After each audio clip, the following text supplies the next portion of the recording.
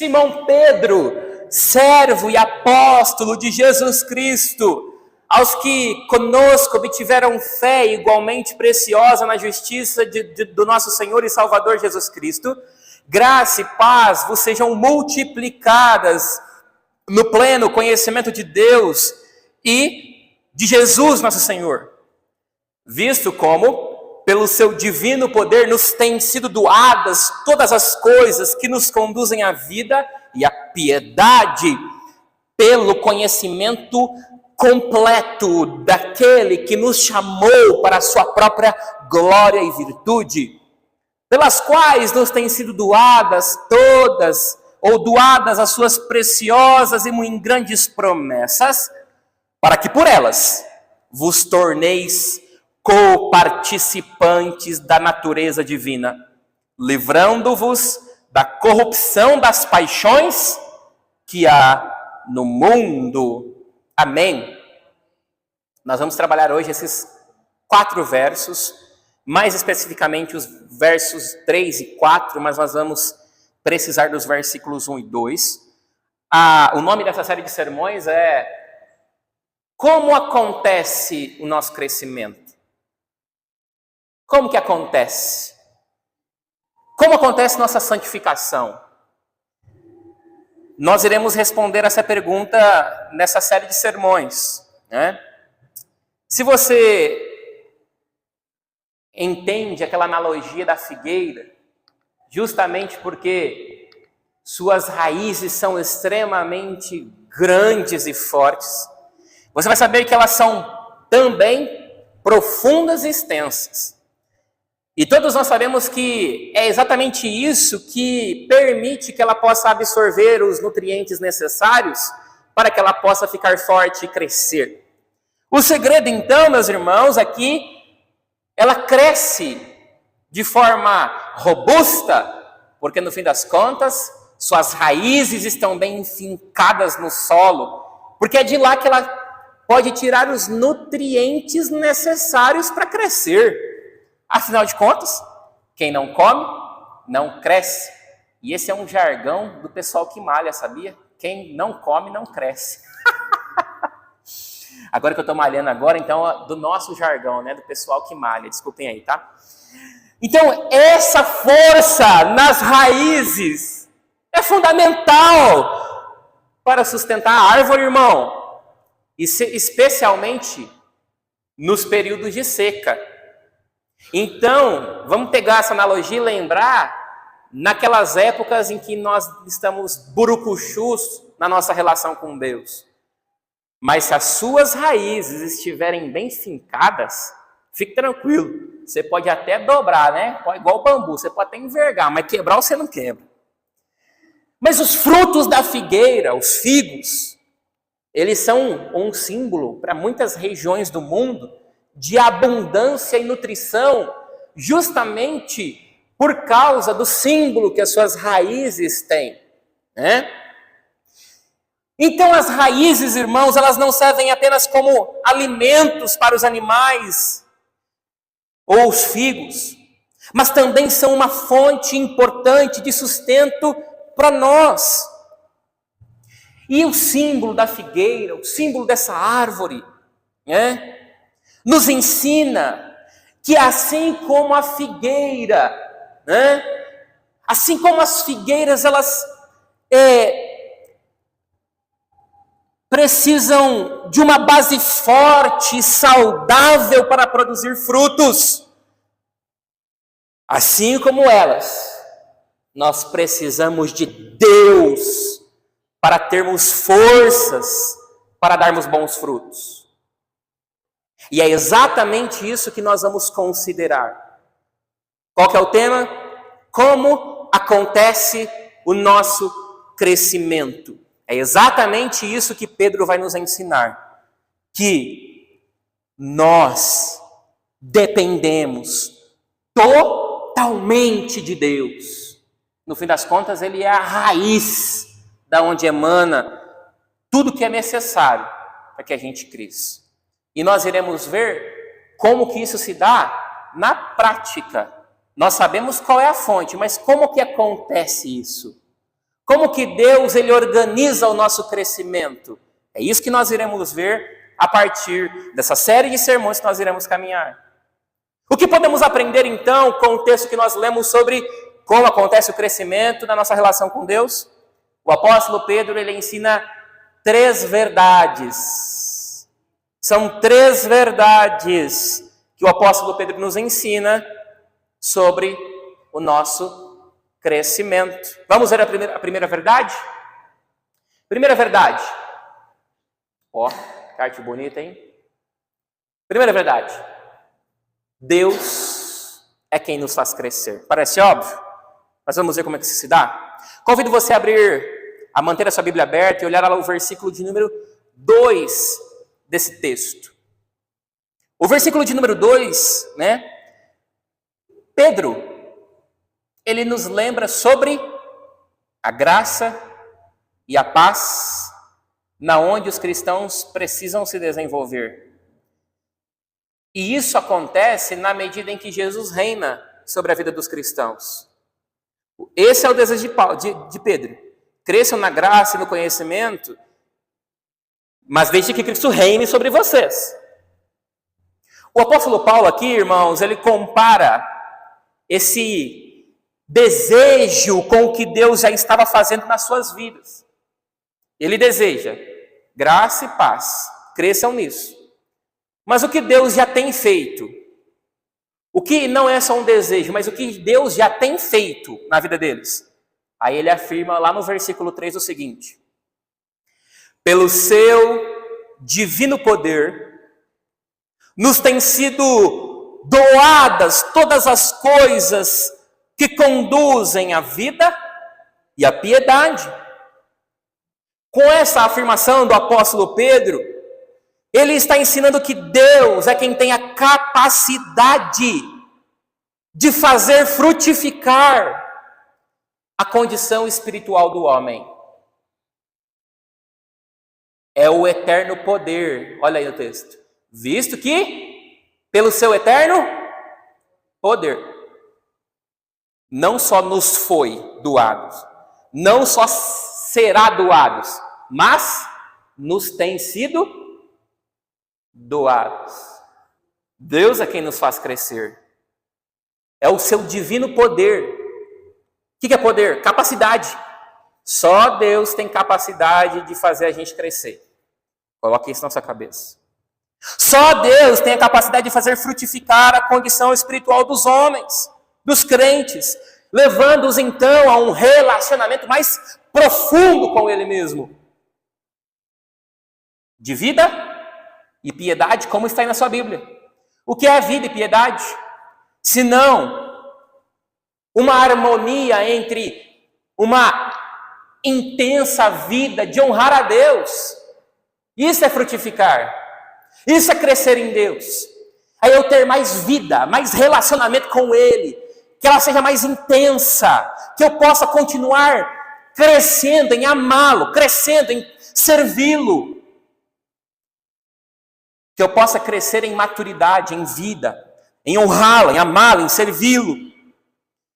Porque a vida eterna, ela não é somente um ideal que a gente almeja. A vida eterna nós já estamos a possuindo por meio da vida que nós temos em Deus. Nós já amamos a Deus, nós já honramos a Deus.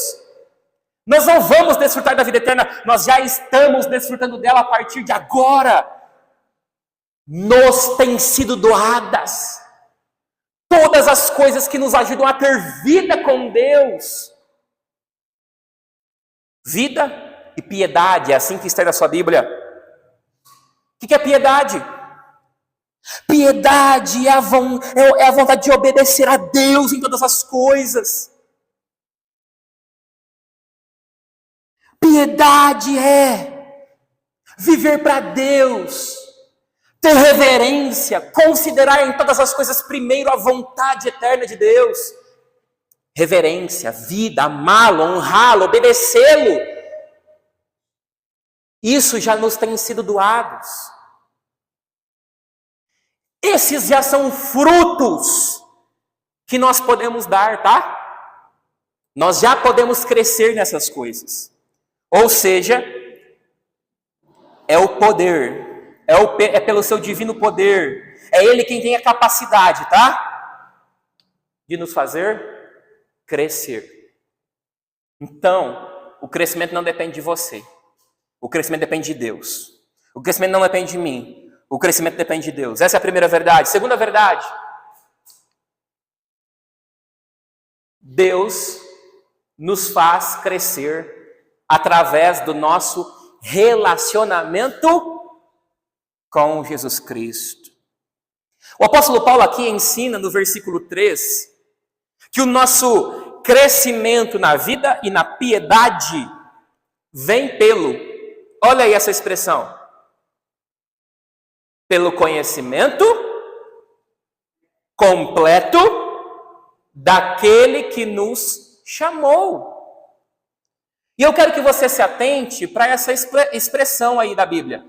Conhecimento completo. O que é um conhecimento completo? Eu vou dizer, na verdade, que ele não é. Conhecimento completo daquele que nos chamou é uma referência a Jesus, tá? É Ele quem nos chama para participar da sua vida, porque nós estávamos mortos. Mas esse conhecimento aqui, irmão, irmã, não é conhecimento de ouvir falar. Esse conhecimento completo de Cristo não é um conhecimento intelectual, onde eu pergunto para você, onde está isso na Bíblia? E você diz, está aqui. Não é esse tipo de conhecimento. Para o escritor bíblico, quando ele fala assim, que aquilo que te faz ter vida com Deus vem pelo conhecimento daquele que nos chamou, de Jesus Cristo, ele está falando sobre um relacionamento.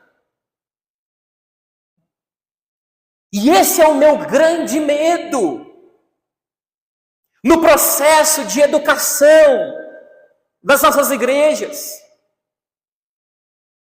De nós virarmos crentes que sabem muito da palavra de Deus,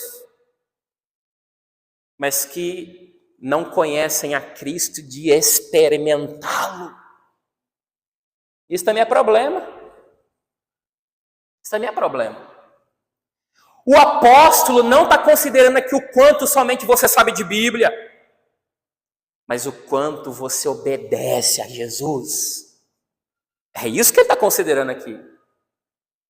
É exatamente isso.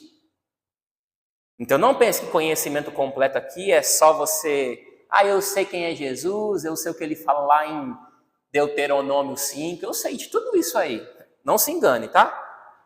Conhecimento completo aqui é o nosso relacionamento. Quanto você se relaciona com Cristo? É sobre esse conhecimento, tá? Esse conhecimento que eu tenho de Cristo é aquele conhecimento que reconhece Cristo como meu Senhor. Essa é a ideia. Eu reconheço, e esse é o meu Senhor. É esse quem governa a minha vida. É esse tipo de conhecimento que o autor bíblico está dizendo aqui. Esse é o meu Senhor, esse manda na minha história. Ele manda eu ir para a direita e eu, na hora, vou para a direita. Cristo Jesus, no fim das contas, é o poder divino mencionado pelo apóstolo Paulo. Ele é o poder divino de Deus. Porque é pelo conhecimento completo dele. É por meio de um relacionamento de obediência com ele, aonde eu sou totalmente governado por ele, que eu posso ter vida com Deus. Isso me faz ecoar aquela frase de Jesus, eu sou o caminho, a verdade e a vida. Foi Cristo quem nos chamou para a sua glória e virtude. O que é glória e virtude? É, no fim das contas, viver segundo sua vontade. Porque a vontade dele é perfeita. Se eu a obedeço, logo eu participo da glória dele. Entende? Então, perceba que essa participação na glória e na virtude de Cristo é o meio, presta atenção aqui, é o meio, segundo o verso 4, pelas quais nos têm sido doadas todas as suas preciosas e muito grandes promessas, como está aí no seu texto. Nós temos preciosas e muito grandes promessas, porque Cristo nos chamou para a sua glória.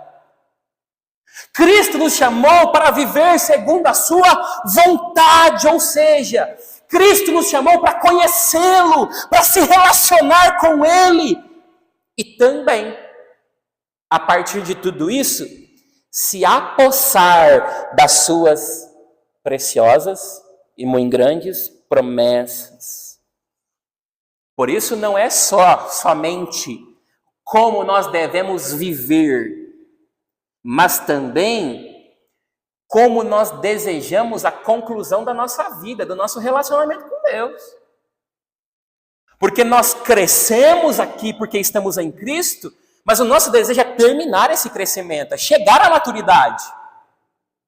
E nós teremos esse crescimento no novo céu e na nova terra. Não é quando Cristo vier nos buscar que acontecerá a grande transformação da nossa vida. Não é lá que nós seremos como Ele é. Ou seja, o nosso crescimento se dá no desejo de conhecer e se relacionar e obedecer a Cristo, mas também o desejo de fazer isso almejando que isso se complete, que a gente chegue à maturidade. Isso é se apossar das promessas que acontecerão no seu segundo retorno.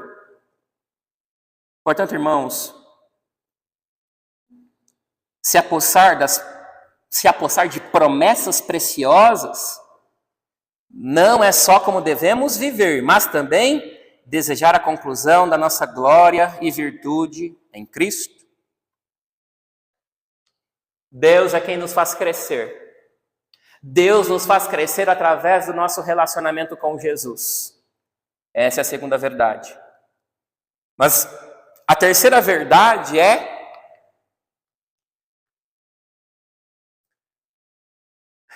Deus usa nosso relacionamento com Cristo para nos fazer chegar ao crescimento. Se você ler o versículo 4, o texto diz exatamente o seguinte: para que, por elas, ele está se referindo ao versículo anterior, ok?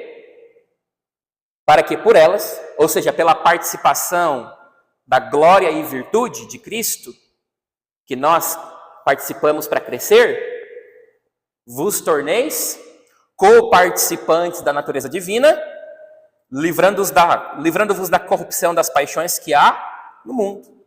Ou seja, essa participação que diz o versículo 3, na glória e virtude de Cristo nos levará a sermos totalmente parecidos com Cristo.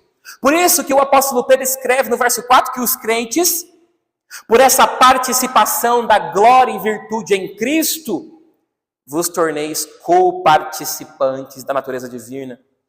Isso, meus irmãos, significa dizer que o próprio Cristo é quem nos torna participantes da sua glória. É o próprio Cristo. E o apóstolo Paulo acrescenta que se é o nosso, como eu já disse para vocês, se é o nosso relacionamento com Cristo que nos faz co-participantes da natureza divina, para alcançarmos esse objetivo segundo ele, nós precisamos, e aqui que está, como diz o outro, o pulo do gato.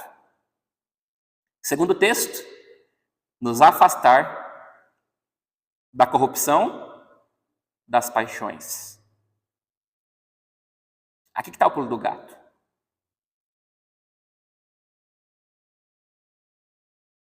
O processo de crescimento em Cristo,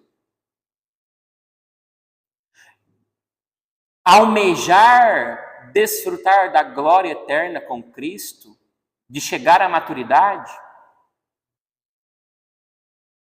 para isso é necessário, sem dúvida alguma, viver de acordo com a natureza de Cristo. Quem vive de acordo com a natureza de Cristo, automaticamente desconsidera as paixões. É isso que o apóstolo Pedro quer nos mostrar.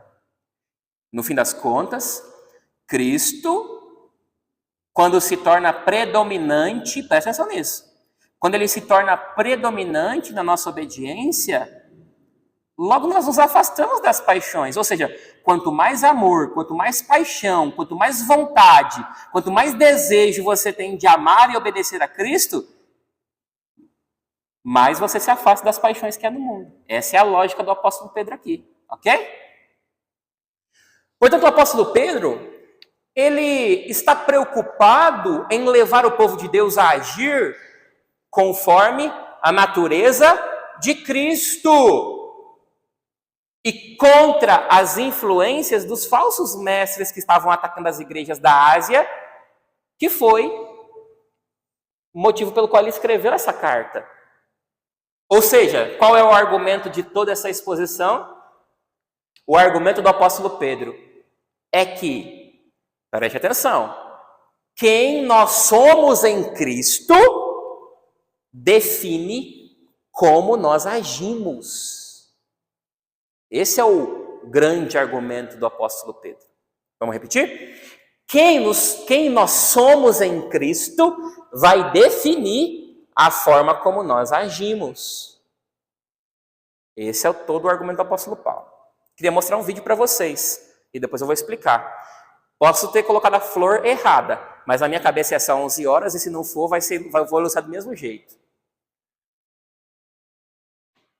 Vê se vai aí, Cauã. Se não for, Meu Deus do céu. Será que é a internet? Mas tá conectado aí, não tá? Não vou passar vergonha não, Camila Masi.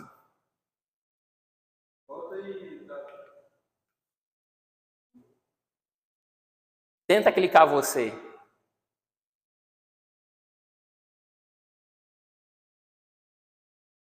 Clica aqui, ó. Ah, poxa vida, hein? Aí, Dá pra ver lá? Que flor que é essa daí? Ah, 11 horas. Então acertei na flor, né?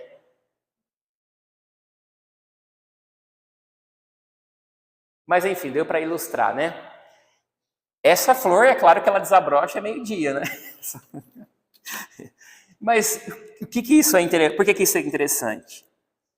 Porque essa flor, ela exemplifica exatamente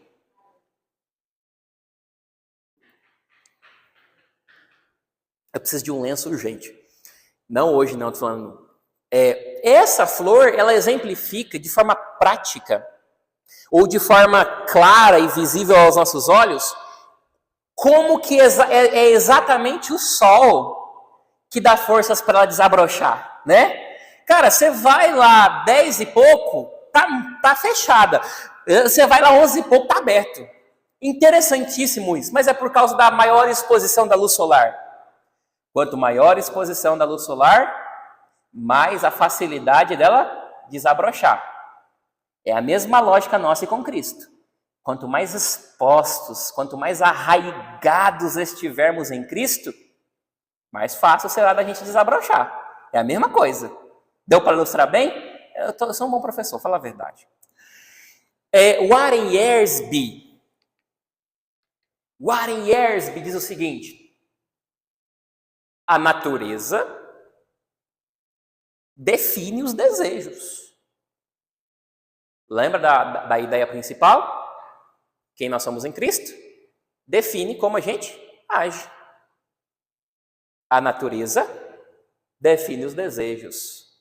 As águias voam, os golfinhos nadam, porque é da essência deles, irmãos. Os esquilos preferem as árvores. As topeiras cavam tocas no subsolo e as trutas nadam nas águas. Por quê? Eles vivem de acordo com a natureza deles. Os leões formam bandos. As ovelhas vivem em rebanhos. E os peixes nadam em cardumes. Por quê? Eles agem de acordo com a natureza deles. Se nossos desejos, segundo Yersby, são moldados pela nossa natureza, e se temos em nós a natureza divina, então nós deveríamos ansiar por aquilo que é puro e santo, porque cada um vive de acordo com a sua natureza. Mais uma vez, quem nós somos em Cristo define como nós agimos. É isso que você precisa aprender nesta noite. Começando a aplicação, nós vemos o seguinte: por que os pecados parecem insuperáveis? Por que é difícil superar os pecados?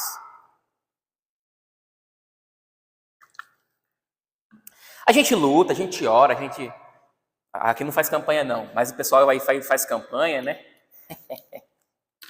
A gente batalha, a gente guerreia, a gente tem vontade de mudar, de ser transformados por Deus com relação a alguns pecados. Por que parece que não dá? É porque no final das contas, irmãos, nós estamos protegendo os nossos pecados. Porque qual que é a verdade do texto? A sua natureza define como você age.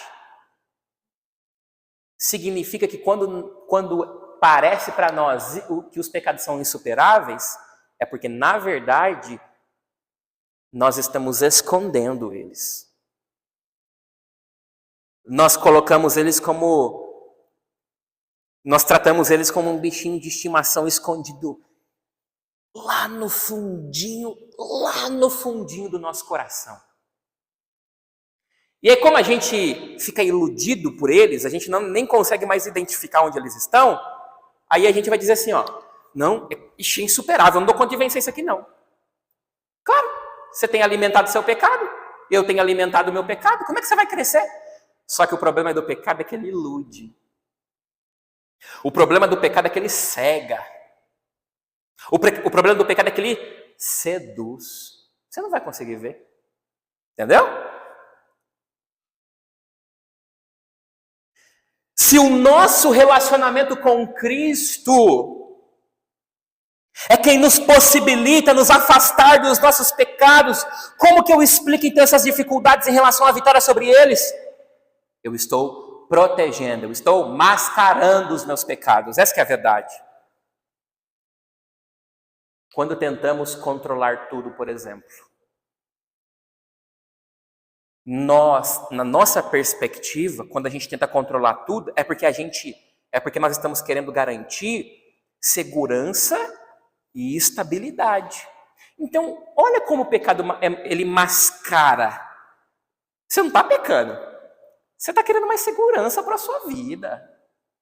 Você está querendo estabilidade. Por isso que você tenta controlar tudo. Por isso que você... Olha que coisa. Quem dirá que isso é pecado? Acreditamos que a gente tem domínio sobre tudo. Tudo está perfeito. Aqui, ó. Eu controlo tudo, ó. Aí Provérbios 3, 5, 6 diz assim, ó. Que confiar não estribes no seu próprio entendimento. Você quer controlar tudo, aí Deus diz assim, não estribes no seu próprio entendimento. Por quê? Porque a verdadeira segurança vem de Deus. Então essa segurança, essa estabilidade no fim das contas, é falta de confiar em Deus no fim das contas. Você percebe como que o pecado ele mascara? Percebe como que ele nos ilude? Aí a gente, enquanto o pecado está nos iludindo, a gente fala assim, meu Deus, é difícil, eu não consigo fazer tal coisa, eu não consigo obedecer a Deus nessa área. Mas é porque você criou uma camada de ilusão contra o seu pecado, contra aquele determinado pecado que te segura ali.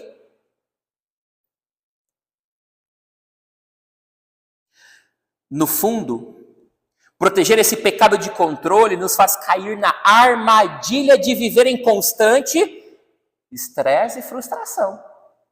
O que esse pecado de querer controlar tudo gera? Frustração, ansiedade. Porque só Deus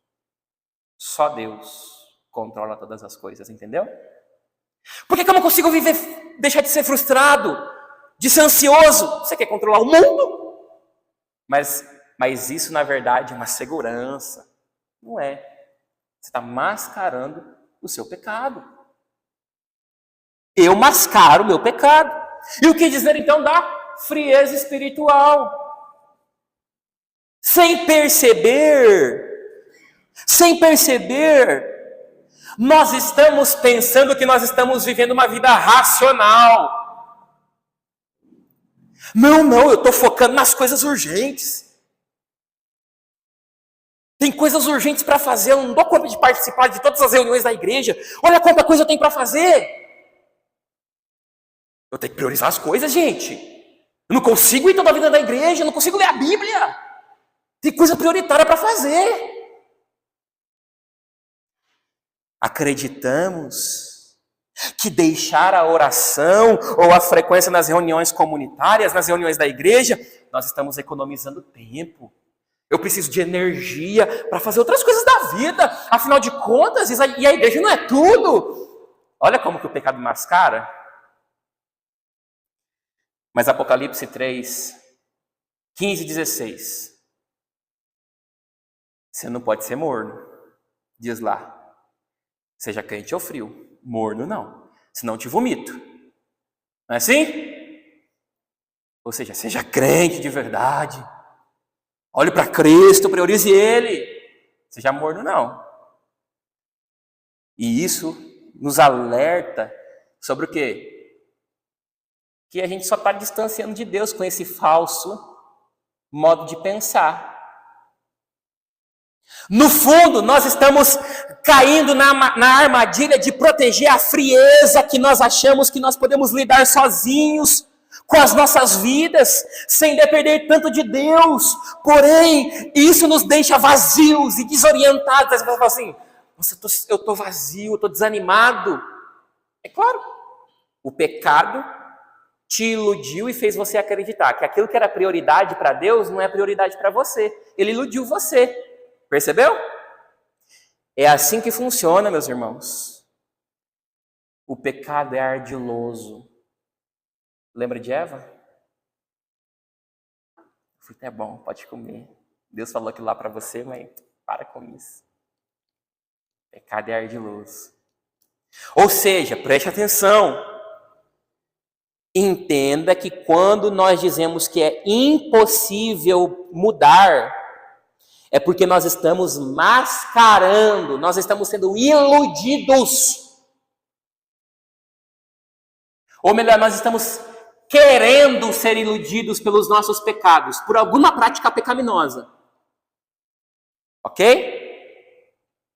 E é exatamente isso que o autor de um livro muito bom, chamado O Mal que Habita em Mim, Chris Ludgard, ele diz o seguinte: você pode ver como o engano pode distorcer nossa obediência.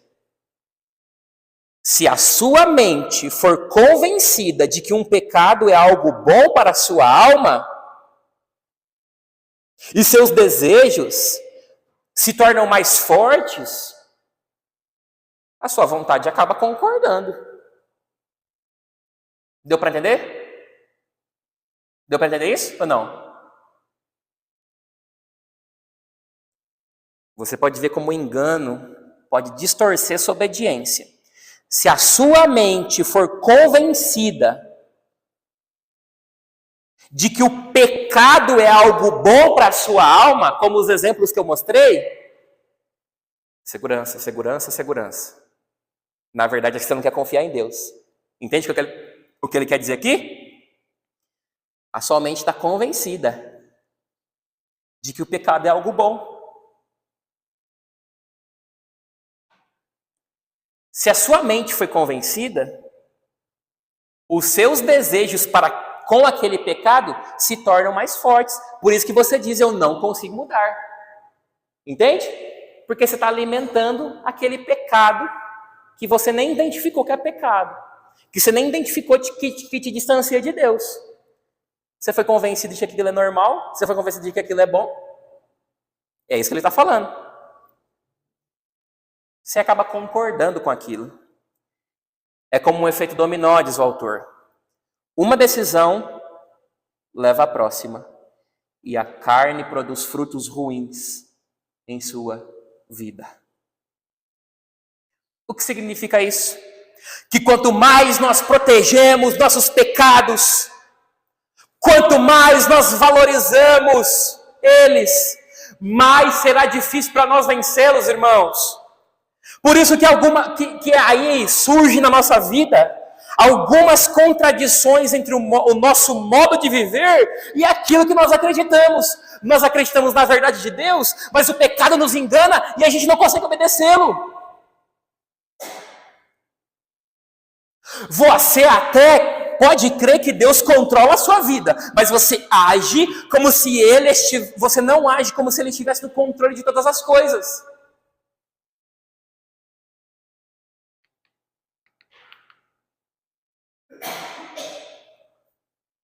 Que tipo de conduta pecaminosa você tem protegido? Porque Ele te promete segurança. Essa é uma pergunta que você e eu devemos fazer para o nosso coração.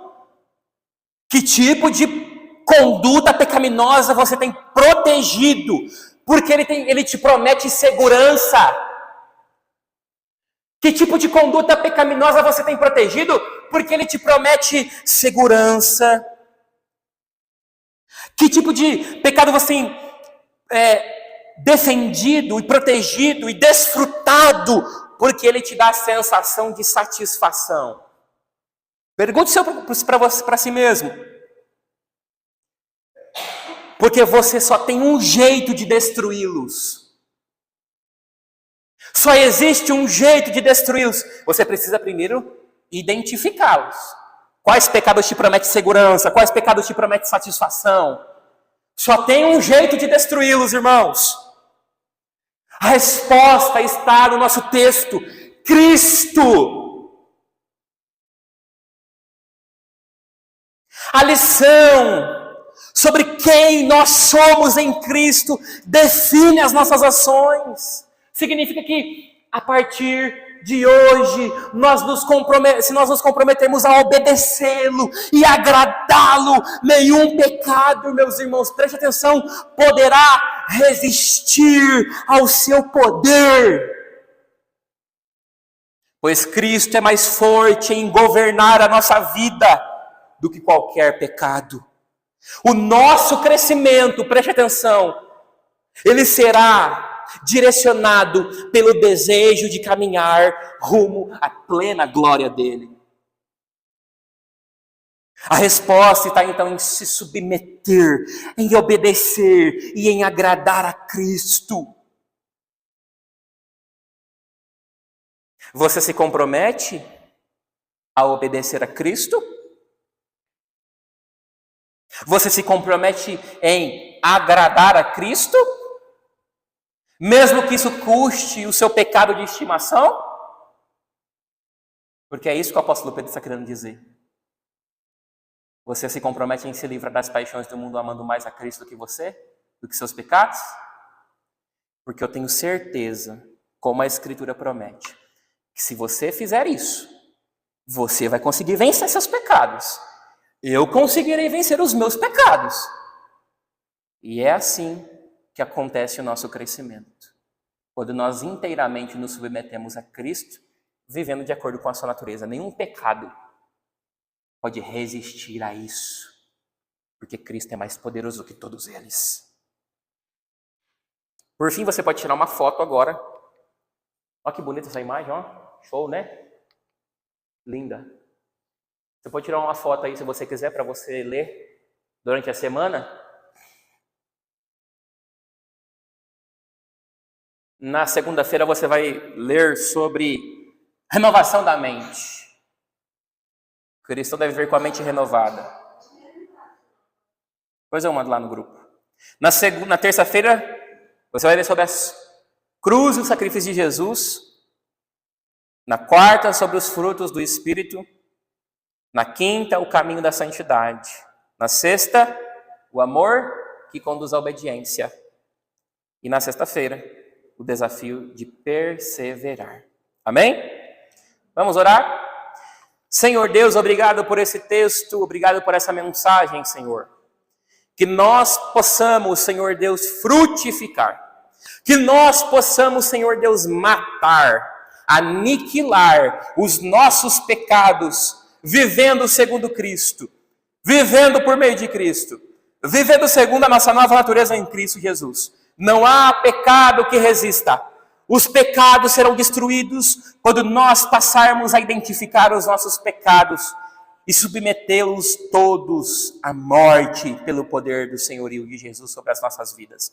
Portanto, Espírito do Senhor, nos capacite, Senhor, nos dê força, porque nós queremos frutificar, porque nós queremos crescer, nós queremos ser mais parecidos com o Senhor Jesus, nós queremos participar da glória vindoura de Cristo Jesus em nossas vidas. Nos ajude nessa semana, Senhor Deus, a meditar nesses textos. Nos ajude, Senhor Deus, a estarmos com o Senhor todos os dias. Nos ajude a identificar aqueles pecados de estimação que nós colocamos na nossa mente e que nós fomos convencidos de que eles são bons, mas eles estão nos iludindo, eles estão nos enganando e nós queremos nos libertar, Senhor Deus, por meio do poder que há na cruz do nosso Redentor, o Senhor Jesus. Oramos agradecidos. Nos dê uma boa semana. Dê uma boa semana na sua presença, Senhor Deus, para nós. E que nós possamos continuar na tua presença cada dia, Senhor Deus. Oramos assim, agradecidos em nome de Cristo Jesus. Amém.